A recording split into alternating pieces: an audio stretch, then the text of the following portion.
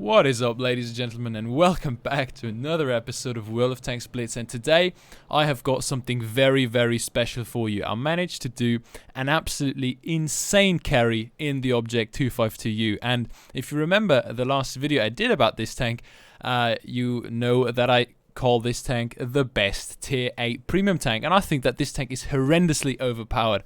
And I managed to get an absolutely insane carry. I did 6k damage, and this is what I'm going to show you in just a second. I'll go through my thought processes, what I was thinking, why I was making certain plays. And I mean, I'm still completely baffled of this game. Holy guacamole. This game is absolutely insane. Let's go have a look. So here we are. I'm playing my Obj 252U on Yukon, and as you can see, we have got a pretty medium tank oriented lineup. We've got a T-49, an MX-1390, and a T-54, and a tank destroyer, and myself. So we would be very, very strong on the medium side. Hence, I am telling my team to go left. However, I see that they are all going straight forward, which, I mean, it's not really a problem because the enemies are maybe going to go into the town towards the cap area, which is also what I was expecting. So nonetheless, I'm just going mid. You can already note the great top speed of this tank, going 35 kph, and I can see this Conqueror and this T-54, and I know that this T-49 is spotted and he already shot. So I'm expecting this T-49 to be spotted and to draw the enemy tank's attention, which is why I'm deciding to go push in here and get this T-92E1. Now, I'm trying to rush this T-92E1. I know I can side scrape here. You see he bounced. However, there's a Ferdinand behind, manages to sneak shot into me. I'm trying to see where this Ferdinand penned me, and I'm not going to figure out. I mean, he didn't pen me on the front, he penned me somewhere on the side, as you can see. Anyways, I am deciding to continue the push because I was thinking, well, maybe if we're fast enough, we can get into behind the enemy forces. However, they are pushing through, which is why I'm turning around and trying to build up a side scrape, trying not to hinder this K91 too much, and to try and shoot at some of their enemy tanks which are going through the open, which is exactly what this VK does, and I managed to punish him for it. Now I see this Conqueror rush in, and I see that I've got an AMX and a T-49, so it's two tanks which can potentially die to the Conqueror because this Conqueror is very strong, and I do not want to let them die. I do not want them to be sacrificed for nothing because the Conqueror is not going to die and they are probably going to die, so I'm trying to save them, which is why I'm going left. Also, if you have a look at the minimap, you can see that we have two heavy tanks and a medium tank behind me, which are fighting these two enemy medium tanks, which is the T-2064 and the T-54. So I'm thinking, well, they are going to be, good enough to actually beat them, but obviously it's not going to be the case because I'm going to have to do a 6k damage carry here. So I'm waiting here patiently for this Conqueror to go out behind the rock, and now I see the problem. I see this T-54. Who is going in ham. He dropped his adrenaline, so he's going to have a lot of damage, which he's going to be able to put out into our light tank AMX-1390 and T-54. So I'm switching targets. I'm now shooting them in order to help my team actually kill them, and I know that this Conqueror is a one-shot for me. I mean, I see he's got 411 HP, and now I switch to APCR to make sure the kill.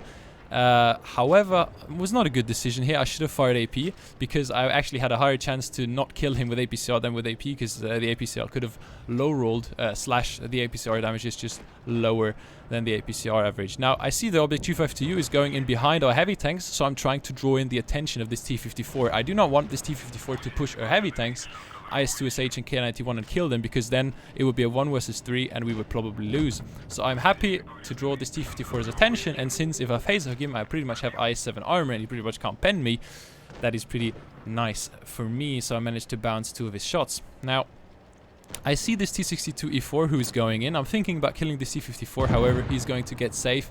The K91 kills the T-2064, so now the only tank left is a full HP Obj 252U. And now, this is the situation we're in. The situation we're in is we have one IS-2, which is at 200 HP, and me at 1000 HP. So, the main priority here would be to kill the T-54. Killing the T-54 would make this a 2 versus 1, so we would have a higher chance of winning.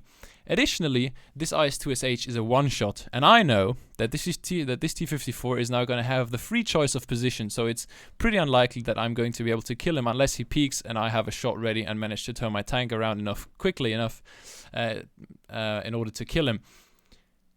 So what I'm doing here is I'm saying, well, since this T-54 is not here, I do not want to waste my DPM, so I just put a shot into this Object 252U. Also note how my shell is penetrating him and also taking off his tracks. This is something I was trying to achieve, so that this IS-2 could go back and, you know, have an easier shot at the Object 252U, because the main focus here is going to keep 2 tanks in the game. I want myself to be able to fight, and I want the IS-2 to be able to fight, because if we have 2 guns in the game, we actually have a higher chance of winning. So I know that he's probably going to struggle to pen the Object 252U, as the tank is just horrendously well armored. So I'm trying to track this enemy, pen him as well, which is something I managed to do, and so I'm hoping that this IS-2 pens the shot. However, oh, he does. He actually does pen him. I thought he was not going to pen him. He does pen him for 300 because he managed to pen a heat round. And here, notice me do something critical. I know that this Object 252U is probably going to try to kill this IS-2SH, so I'm trying to block the shots. Admittedly, I get a little bit lucky that this T-54 bounces here off my side. However, the side armor of this tank is insanely trollish, so it was kind of expected as well. Now, something I'm doing here. You may be wondering, well, why did I just put that shot into the Object 252U and not into the T-54?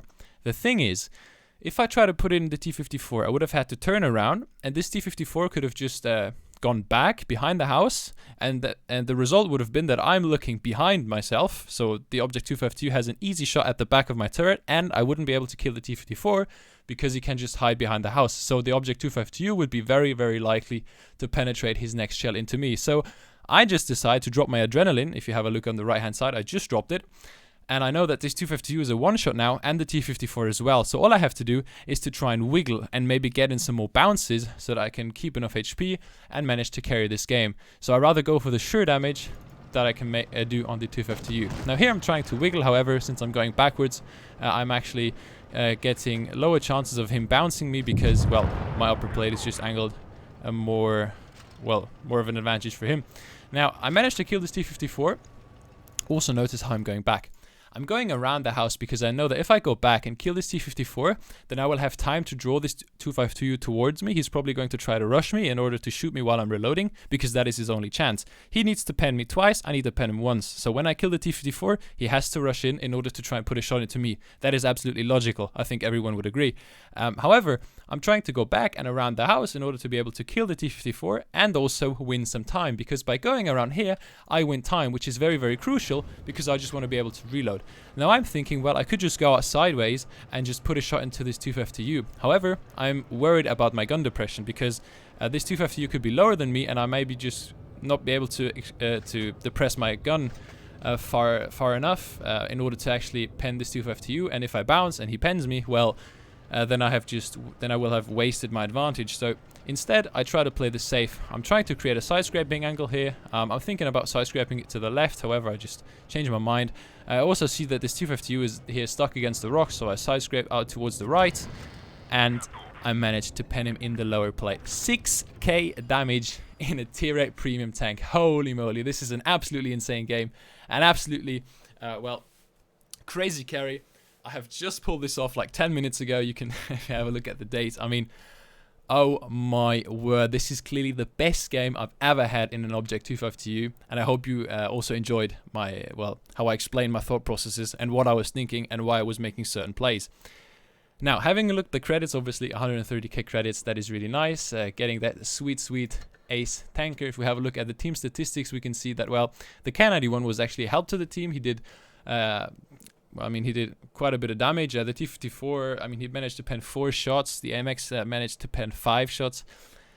The team wasn't too useful, obviously, because I had to do 6k damage. However, this IS-2SH was useful because he was actually smart enough to use the shield I was offering him in order to stay alive. And that shot that this IS-2SH managed to put into the enemy Object 252U was actually very crucial, because that was 300 damage. That was 300 damage less I would have to do in order to win the battle. So me tracking this 252U and the IS-2SH penning him with heat, that was actually a very crucial moment. So even though he only did 900 damage, 300 of those were actually very, very well spent.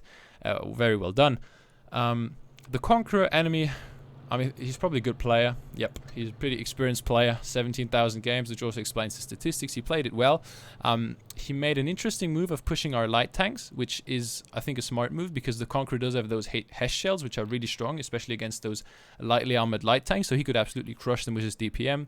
However, I did manage to punish him for it and to intercept it, because imagine if the enemy, imagine if we had just pushed the T62E4 and the T54, we would have probably killed him, but then we would have had to face a 252U and a pretty much full HP Conqueror, so it would have been much more difficult. And I managed to punish this Conqueror of pretty much 1,000 with that HE shell and that AP I put into him. So it was really crucial to focus down this very, very strong tank on the enemy team. And this is also why I think that splitting up here, so me going after the Conqueror and the 252 was indeed the correct play to make. Having a look at the efficiency, I mean, just take a look. I mean, if it really interests you. Obviously, that HE shell into the back of the T54 managed to take down his fuel tanks. So, you know, was also pretty effective. I think that's the engine, actually. Managed to take down his engine, so, you know, managed to actually make him waste a repair kit. Credit-wise, obviously, that was really, really sweet. And we got that sweet, sweet ace tanker. So I think that this tank is absolutely bonkers. I mean, if you manage to go hull down, you can side scrape with this tank. The side armor is really, really trollish. Like, you are going to be able to get insane bounces. I mean, just look at how many times the T54 bounced off me, off my front, of my side. So if you do not know where to aim, or if you have struggles, or even if you just get unlucky by RNG, or if just, you know, the Soviet Russia effect hits in, this tank has just got some insanely effective armor. And this carry is just the perfect showcase of why I think you should absolutely get this tank while you can. Go buy it in the store. It's only 5k gold. It's absolutely worth it. You get it with full equipment. I doubt you're ever going to get such a nice deal again. And just go for it. I mean, this tank, I mean, if that carry wasn't enough to convince you of how good this tank is, I mean, I'm not trying to, like, increase Wargaming's, you know, sales and to make them go stonks, but I mean, honestly, this tank is just such a machine. Also, notice the red flaming camo I put on this tank. In my opinion, this is the only camo you can put on this tank, because it's the only camo which reflects just these Soviet red strong muscles. I hope you enjoyed this video. If you did, feel free to drop a like and to subscribe. It would really motivate me to make more YouTube videos. I hope you enjoyed this. Snake out. See you soon.